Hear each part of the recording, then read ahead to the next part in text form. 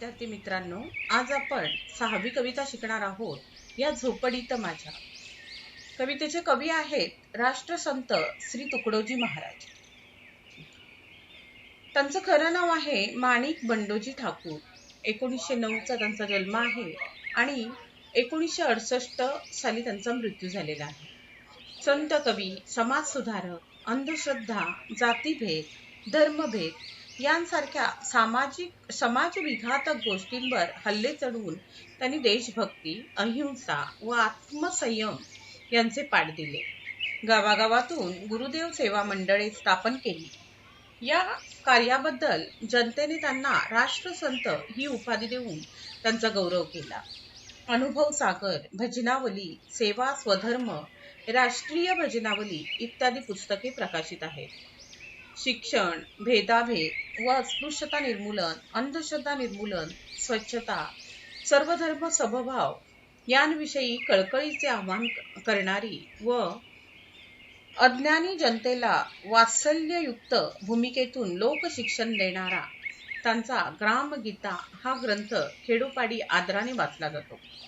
सुख आणि आर्थिक सुबत्ता यांचा काहीही संबंध नसतो, कारण सुख दुःख या मानवी मनाच्या भावभावना आहेत. लहानशा झोपडीतही शांती सुखाचा अनुभव व आनंद सदैव कसा मिळतो याचे वर्णन प्रस्तुत कवितेत कवीने केलेले आहे. तर बघा, तुकडोजी महाराज संत यांचं आपण नाव ऐकून आहोत. त्यांचं खरं नाव आहे माणिक बंडोजी ठाकूर. 1909 चा त्यांचा जन्म आहे आणि 1968 चा त्यांचा मृत्यू आहे. त्यांना समाजसुधारक, संत कवी म्हणून ओळखलं जातं. त्यांनी जातीभेद, अंधश्रद्धा यांविरुद्ध हल्ले चढवून अहिंसा आणि आत्मसंयमाचे लोकांना पाठ दिलेले आहे. गावागावातून त्यांनी गुरुदेव सेवा मंडळ स्थापन केली. त्यांना राष्ट्रसंत ही उपाधी जनतेकडून मिळालेली आहे. त्यांनी लिहिलेल्या काही पुस्तकं आहेत, त्याच्यामध्ये अनुभव सागर, भजनावली, सेवा स्वधर्म, राष्ट्रीय भजनावली इत्यादी पुस्तकं त्यांनी लिहिलेली आहेत. शिक्षण, भेदाभेद व अस्पृश्यता निर्मूलन, अंधश्रद्धा निर्मूलन, स्वच्छता, स्वधर्म समभाव यांविषयी कळकळीचे आवाहन करणारे व अज्ञानी जनतेला वात्सल्ययुक्त भूमिकेतून लोकशिक्षण देणारे असे हे कवी. ग्रामगीता हा खेडोपाडी आदराने वाचला जाणारा त्यांचा एक ग्रंथ आहे. त्यांनी ह्या झोपडीत माझ्या या कवितेमध्ये सुख आणि आर्थिक सुबत्ता याचा काहीही संबंध नसतो, कारण सुख दुःख या मानवी मनाच्या भावना आहेत असे सांगितले आहे. लहानशा झोपडीतही शांती सुखाचा अनुभव व आनंद सदैव कसा मिळतो याचे वर्णन या कवितेतून केलेले आहे. तर कवींना असं सांगायचं आहे की आपल्या देशामध्ये गरीब श्रीमंत अशी फार मोठी दरी आहे, परंतु सुख आणि दुःख किंवा गरीब आणि श्रीमंत हे आपल्या मनाच्या मानण्यावरती असतं, कारण सुख आणि आर्थिक सुबत्ता याचा काहीही संबंध नसतो. सुख आणि पैसा याचा काहीही संबंध नसतो. आणि एका छोट्याशा झोपडीत राहणारी व्यक्ती सुद्धा किती सुखी आणि सदैव आनंदी आहे याचं वर्णन कवींनी या कवितेमधून आपल्या समोर केले आहे. तर बघा, संत तुकडोजी महाराजांचा एक फोटो तुम्हाला इथे बघायला मिळेल. राष्ट्रसंत ही त्यांना मिळालेली उपाधी आहे आणि हे आहेत तुकडोजी महाराज. विद्यार्थी मित्रांनो, आपल्या कविते काही कठीण शब्द किंवा तुम्हाला माहीत नसलेले काही शब्द आलेले आहेत, तर ते शब्द तुम्ही लिहून घ्यायचे आहे. ह्याच्यामध्ये मी दिलेले आहेत शब्द, ते तुम्हाला इथे ते तुम्ही लिहून घ्या. महाल म्हणजे राजवाडा किंवा प्रशस्त घर, सौख्य म्हणजे सुख, वैभव, प्राप्त होणे म्हणजे मिळणे, भूमी म्हणजे जमीन, प्रभुनाम म्हणजे देवाचे नाव, नित्य म्हणजे नेहमी, पहारा म्हणजे रखवाली करणे, तिजोरी म्हणजे खजिना पेटी, तया म्हणजे त्या, मज्जाव म्हणजे अटकाव किंवा निर्बंध, श्यामदानी म्हणजे काचेचा दिवा किंवा झुंबर, माने म्हणजे सन्मान, सुखे म्हणजे आरामात सुखाने जगणे, बोजा म्हणजे वजन, इथे दडपण धाक असा अर्थ आहे, माते म्हणजे माझे, देवेंद्र म्हणजे इंद्र, देवांचा राजा. लाजे म्हणजे शरमतो, लाजतो. सदा म्हणजे नेहमी. विराजे म्हणजे शोभते, नांदते. असे हे काही शब्द आहेत. आपण आता प्रत्यक्ष कविता अभ्यासणार आहोत. तर बघा, राजास जी महाली सौखे कधी मिळाली, ती सर्व प्राप्त झाली या झोपडीत माझ्या. भूमीवरी पडावे, ताऱ्यांकडे पहावे, प्रभू नाम नित्य गावे या झोपडीत माझ्या. पहारे आणि तिजोऱ्या त्यातून होती चोऱ्या, दारास नाही दोऱ्या या झोपडीत माझ्या. जाता तया महाला मज्जाव शब्द आला, भीती न या वयाला या झोपडीत माझ्या. महाली मऊ बिछाने, कंदील शामदाने, आम्हा जमीन माने या झोपडीत माझ्या. येता तरी सुखे या, जाता तरी सुखे जा, कोणावरी न बोजा या झोपडीत माझ्या. पाहुनी सौख्य माते, देवेंद्र तोही लाजे, शांती सदा विराजे या झोपडीत माझ्या. तर बघा, त्यांनी पहिल्या ओळीमध्ये काय सांगितलेलं आहे, राजास जी महाली सौख्ये कधी मिळाली. एखादा राजा महालामध्ये राहत असतो, मोठ्या राजवाड्यामध्ये राहत असतो, परंतु त्याला जे कधी सौख्य म्हणजे सुख, जे कधी सुख मिळाले नसेल, ते सर्व सुख मला माझ्या झोपडीमध्ये प्राप्त झाले आहे. ती सर्व प्राप्त झाली या झोपडीत, म्हणजे ती सर्व सुख मी माझ्या झोपडीमध्येही अनुभवतो.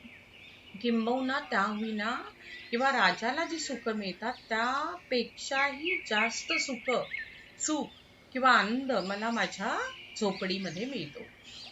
तर झोपडीमध्ये तो कसा राहतोय बघा. भूमीवरी पडावे, ताऱ्यांकडे पहावे, प्रभू नाम नित्य गावे या झोपडीत माझ्या. झोपडी अशी आहे की जेव्हा जमिनीवरती, भूमीवरती आपण झोपतो रात्री, त्यावेळी वरती त्याला कौलं पण नाहीये किंवा गवत पण नाहीये पुरेसं. वरचे तारे दिसत आहेत, त्या ताऱ्यांकडे बघायचं, भूमीवरती पडायचं आणि देवाचं प्रभुनाम नित्य गावे म्हणजे देवाचं नामस्मरण करायचं आणि त्याच्यातच याला आनंद मिळत आहे या झोपडीत माझ्या.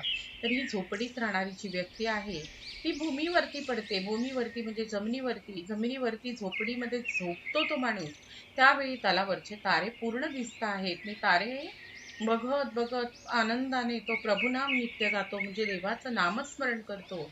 आणि अशा तेव्हा त्यांना मिळणारा प्रभुनामाने किंवा देवाच्या नामस्मरणाने त्यांना मिळणारा आनंद हा काय आहे, खूप मोठा आहे.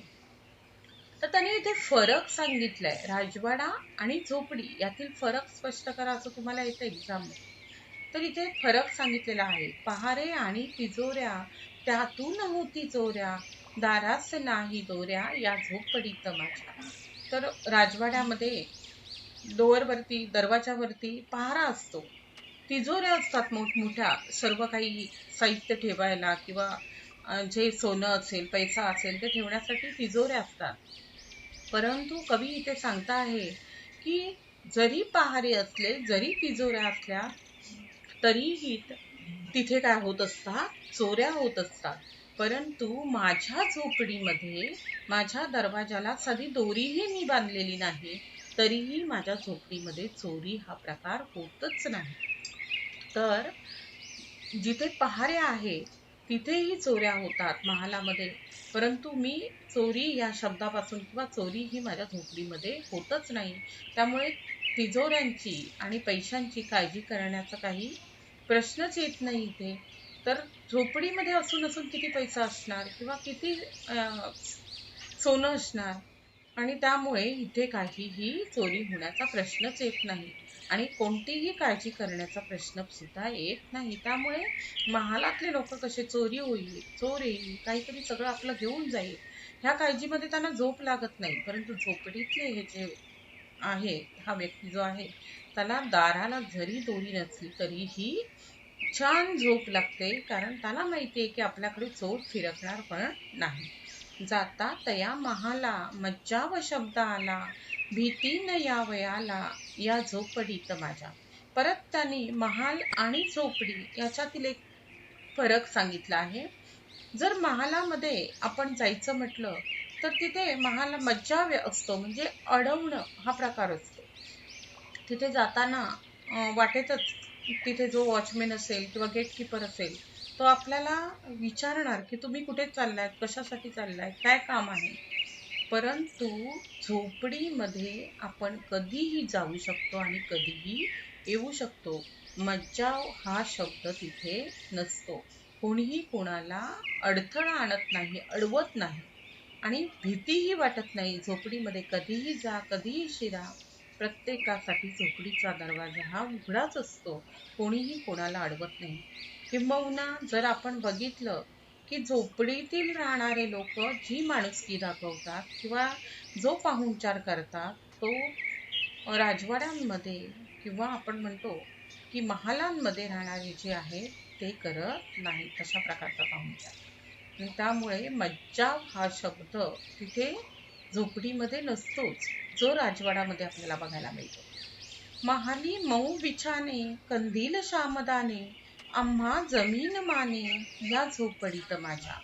परत त्याने राजवाडा आणि झोपडी, महाल आणि झोपडी यातील फरक सांगताना असं सांगितलंय की महालामध्ये मऊ बिछाने असतात, वरती शामदाने मोठमोठे सुंदर कंदील असतात लावलेले, आणि आम्हा जमीन माने, या झोपडीत माझ्या.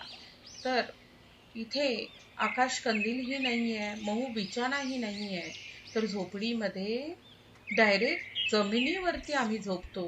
परंतु या झोपडीमध्ये आम्हाला जमिनीवरती जी झोप लागते तशी झोप राजवाड्यातील राजालाही लागत नाही.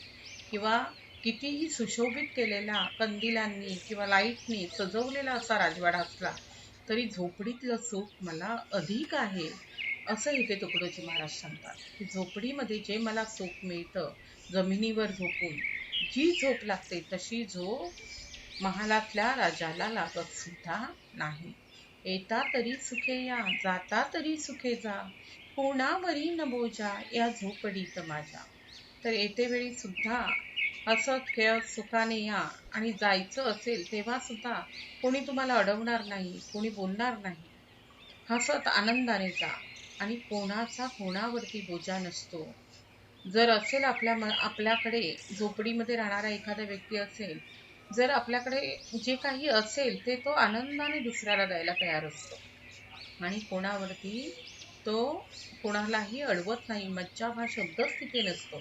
आणि म्हणून कवी सांगतात की माझ्या झोपडीमध्ये येता तरी सुखे या, जाता तरी सुखे जा, कोणावरी न बोजा, या झोपडीत माझ्या. कोणावरती कसलाही भार नसतो, कोणावरती कसलंही वजन नसतंय. किंवा इथे जर शब्दशः अर्थ घेतला तर कोणावरती कोणाच्या डोक्याला कसलंही टेन्शन नसतं आहे. तर अशा प्रकारची माझी काय आहे, झोपडी आहे. पाहुणी सौख्य माते, देवेंद्र तोही लाजे, शांती सदा विराजे, या झोपडीत माझ्या. तर त्याने सांगितलंय की सौख्य म्हणजे सुख. माझं सुख पाहून इंद्र, देवांचा देव, त्याला देवेंद्र म्हटलेलं आहे, तर इंद्रदेव हाही लाजेल इतकं माझ्या झोपडीमध्ये मला सुख मिळत आहे. आणि माझ्या झोपडीमध्ये असलेली शांती किंवा समाधान हे अक्षरशः राजवाड्यातल्या एखाद्या राजालाही मिळत नाही. राजा तर जाऊ दे, पण देवांचा देव इंद्र तोही माझं सुख बघून काय करत आहे, लाजत आहे. किंवा त्याला सुद्धा वाटतंय की किती सुखी हा माणूस आहे या झोपडीमध्ये. आणि अशा प्रकारचं सुख तो झोपडीमध्ये राहून सुद्धा उपभोगतो आहे, असं देवांचा देव इंद्र यालाही वाटत आहे. तर इथे कवीला काय सांगायचं आहे की सुख, पैसा या गोष्टी मानण्यावरती असतात.